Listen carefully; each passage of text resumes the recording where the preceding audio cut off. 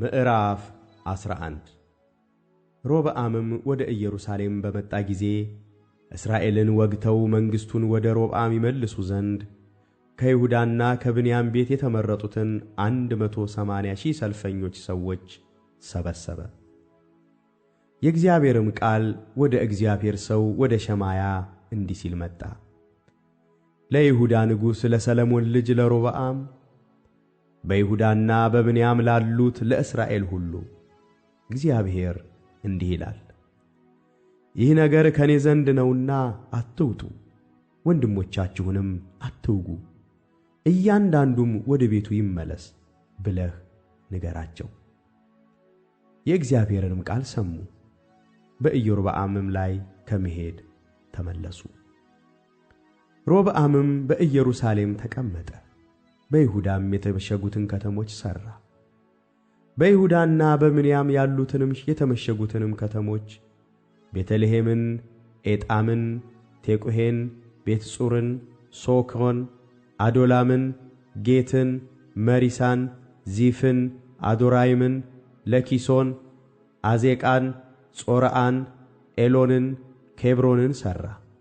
ምሽጎቹንም አጠነከረ፣ አለቆቹንም አኖረባቸው። ምግቡንም ዘይቱንም የወይን ጠጁንም አከማቸባቸው።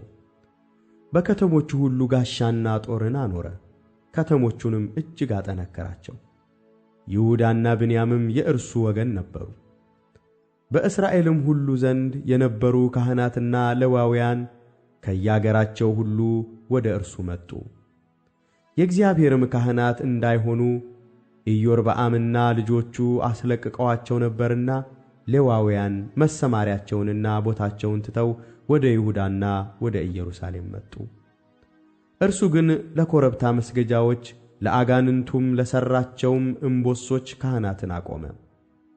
ደግሞም ለአባቶቻቸው አምላክ ለእግዚአብሔር ይሠዉ ዘንድ ከእስራኤል ነገድ ሁሉ የእስራኤልን አምላክ እግዚአብሔርን ለመፈለግ ልባቸውን የሰጡትን ሁሉ እነርሱን ተከትለው ወደ ኢየሩሳሌም መጡ።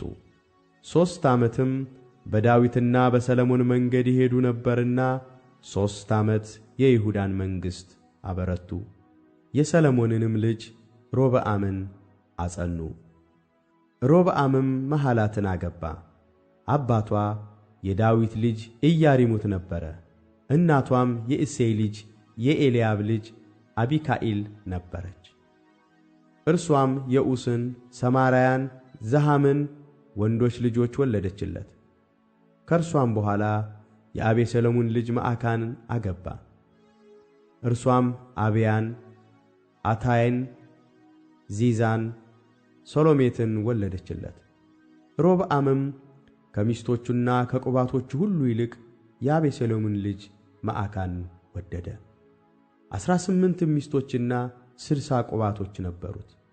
25 ወንዶችና 60 ሴቶች ልጆች ወለደ። ሮብዓምም ንጉሥ ያደርገው ዘንድ አስቦአልና የመዓካንን ልጅ አብያን በወንድሞቹ ላይ አለቃ አድርጎ ሾመው። ተጠበበም፣ ልጆቹንም ሁሉ በይሁዳና በብንያም አገር ሁሉ በምሽጉ ከተሞች ሁሉ ከፋፈላቸው። ብዙም ምግብ ሰጣቸው፣ ብዙም ሚስቶች ፈለገላቸው።